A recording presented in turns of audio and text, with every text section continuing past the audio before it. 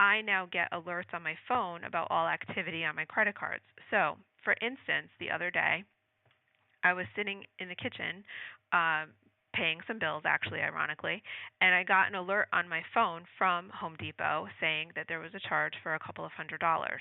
Well, I knew my husband was out at Home Depot, so I wasn't surprised about that, but it was nice to know that I saw that he made the charge. I had a copy of the receipt. I saw exactly what it was, all the transaction details.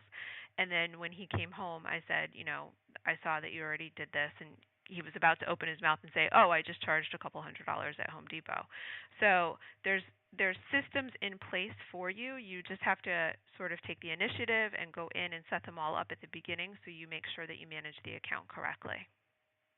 Yes, there's some great account management tools out there. Most of them are provided by either your credit card provider or your bank. Talking about online banking, so many people are doing this. I cannot stress this enough. Never, and I'm going to repeat that, never do your online banking at a public Wi-Fi spot. If you Yeah, have if you have to do your if you have to do online banking outside of the house, turn off your Wi-Fi and use your cellular plan. That's much more secure because somebody just looking at you can't tell what carrier you're on. Public right. Wi-Fis are not secure, and people can grab your information if you're using an online banking program on your phone, your tablet, your laptop. Doesn't matter. Once you hit a public Wi-Fi spot, it's not secure. That's a good point. And there, talking about different ways to manage these things, take a look at your bank's apps. Like you were saying, Home Depot gives you a notification when somebody uses the card. We have that through Bank of America. Anytime one of our debit cards is used, we get a Mhm. notification. If the debit card is being used for something unusual, Bank of America will halt the transaction on us until we go through the app on our phone and authorize it manually. Now, sometimes that can be a pain in the butt, but it's a good thing to keep your card safe. We had this a couple of years ago. We had to replace our refrigerator, and we went to Sears. We never buy anything at Sears, but we bought a refrigerator there. And because of the location, someplace we don't usually go, and the amount of the purchase, something we don't usually put on our debit card, Bank of America saw this and halted the transaction. And we went through the mobile app to authorize it so that Bank of America knew, yes, it was really us making the purchase. Yeah, I had the same exact situation happen to me in New York City recently. So we have a 3-year-old and we took him to New York City for the day, and I normally would have called the bank to tell them that we went out of the area when I'm, using my debit card. But I didn't think New York City, I mean, first of all, I didn't think of it at all. You're busy, you have a 3 Right? year old. Didn't think But that was out of the area. yeah, I didn't really think that was totally out of the area. I mean, we did call to tell them when we went to Cape Cod over the summer because that was kind of out of the area. But I didn't know. I didn't really think New York City, and I wasn't thinking of it that day. But we got into the city fine. We went through Metro North. I paid for the tickets on the debit card, all that stuff.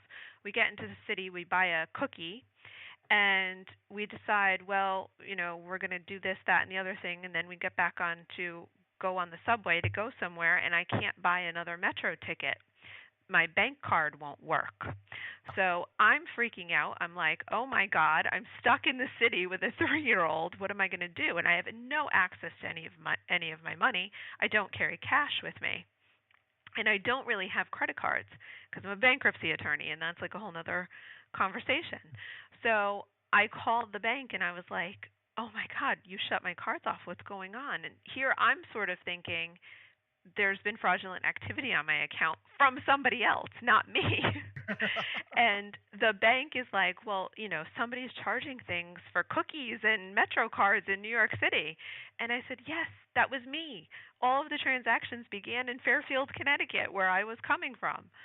And they were like, well, you should have called and put a travel alert onto your account.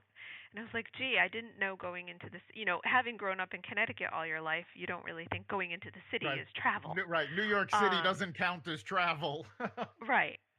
But it certainly did, and they unfroze the account while I explained all of that, and then we were fine for the rest of the day. But it was just really funny Yeah. because you know. But anyway, it's a good point. If you're going to go outside of your normal area, or you're going to have a large purchase that you don't normally have, like for instance, you move and you buy some furniture at IKEA, well, you really should call the bank and make sure that the purchase is authorized and pre-authorized, or there's a travel alert on your account. And the other thing too is when you do set up your debit cards, sometimes they have limits, so you can only take so much out at an ATM, or you can only make a purchase for so much money. So you have to make sure that before you go up to the cash register to make a large purchase, there's not a limit set already on your cards. So you have to call the bank and make sure that that's all taken care of ahead of time, unless you want to get denied at the register and it becomes a little embarrassing. Changing the subject a little bit, obviously we're talking a lot about ID theft affecting us financially. We do hear a lot about children's identity theft and also medical identity theft out there. Can you talk a little bit about those two? Well, children's identity theft is a little difficult because, children wouldn't be pulling credit reports, or they wouldn't be checking bank accounts. They wouldn't be doing those things. So I think that that's a little bit of a difficult thing to manage or protect or prevent.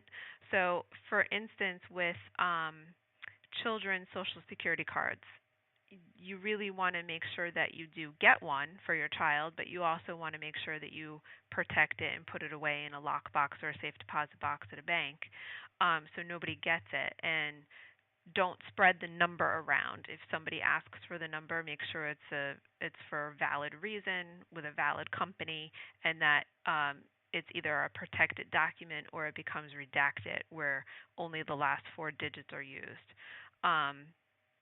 But medical identity theft is a whole different subject. So if it's kind of a strange subject because you wouldn't think anybody would need your medical identity, but it does happen. Or sometimes things are switched, or it's an accident in the hospital. Different records get assigned to different patients. Now, when you go to hospitals, most hospitals have an identity number for you that is not your Social Security number. They have a medical record number, an MRN. So if you've been in the hospital recently and you look down at your ID bracelet on your wrist, you're not going to see any part of your Social Security number. You're going to see a medical record number, and it's going to have one of those QR codes, I think they're called, the squiggly things. Yes. And most hospitals now actually scan you. They scan your bracelet before or during or after any activity that they have with you. So it also helps to reduce medical malpractice. So they're not doing something to the wrong patient. They're not treating the wrong patient for the wrong thing or giving the wrong medicine to somebody. Now, we talked a lot about, apps and protecting your identity that way. I want to point out that one of the best tools for protecting your identity is a shredder. Yes, and it's very cheap, and you can get it at either Walmart or Staples or online on Amazon Prime. It is the best thing that you can have in your house, is just a simple little shredder that you put right on top of your garbage can. Right, and when you toss something out that has any kind of personal information on it, shred it before you throw it out. Right. People do actually, it's called dumpster diving, where they go through the garbage to find documents, credit card bills, cable bills that have enough information about you that they can apply for credit in your name, buy something in your name. So shred these things before you throw them out. Yes. Also, it is fun shredding things if you're into that kind of. When I had my company, it was my favorite office machine, except when one of my employees got his tie stuck in it, which was funny afterwards. But Yes. Funny for different reasons. Yes. So we've talked a lot about prevention, but what happens if you find out, yes, your identity has been stolen? What are the first steps that you should take? So on identitytheft.gov, there is an entire recovery plan that you can download and follow step by step. Um, and my advice to anyone who's had their identity stolen, truly stolen, and by that I mean somebody is actually using your identity to either get credit or do banking or make charges on a credit card statement. The first thing that I would tell anyone is go to your local police station in the town that you live in and make sure that you file a police report because as an attorney, oftentimes somebody will come to me, sometimes years later, and say, all of a sudden, out of the blue, I got served with a lawsuit. Somebody is suing me for a credit card debt for a credit card that I never had. Well, if your wallet got stolen, if your identity got stolen, if your online identity got stolen, the first thing I would say to somebody is make the police report because if a few years from now somebody sues you, the best evidence is, well, back in 2006, I filed a police report for my identity theft, for my identity being stolen or my wallet being stolen. And I had to go get a new license issued and new credit cards and new this and new that. And that's a perfect piece of evidence to say, I would have never gone out and gotten this credit card. I would have never made these charges. So the number one thing I suggest is a police report. There's a ton of other things on the website that you can do. They're called recovery steps. It's a whole entire recovery plan. And part of it is calling the credit card companies to make sure that, they're on alert. Oftentimes when you call a credit card company or you call a bank, there's options. One of them is, check your balance, make a payment, do this, report a credit card stolen, report identity theft. This has become so commonplace, they've now made those, first step options right there on the phone. So I would also log on to identitytheft.gov and make a report right there through the Federal Trade Commission, and they'll send fraud alerts to all your credit reports. That's great information because it's so important that as soon as you find out that something has happened, you need to minimize the damage immediately. There are Yes. people out there who, because they didn't act fast enough, bank accounts can get drained, credit limits can be, met. And then, they're stuck, no money, no credit cards. Now, for the most part, most of the banks and credit card companies have programs in place that if you can prove these things are fraudulent, they will reimburse you. But these things take time. And in the meanwhile, you're stuck without access to your money. So you need to do this as quickly as possible.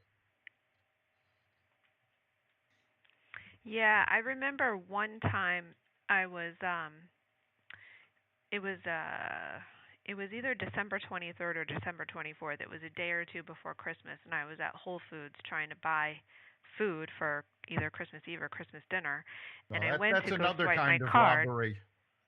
Yeah, I went to swipe my card and it wouldn't let me charge on my own card. So I knew, immediately something was wrong because it was a debit card and I knew that there was money in there, et cetera, et cetera. So I called the bank and they said, well, were you recently in Spain? And I said, no, I have not recently been to Spain. I've never been to Europe. So they said, well, then there's fraudulent activity on your account. We caught it ahead of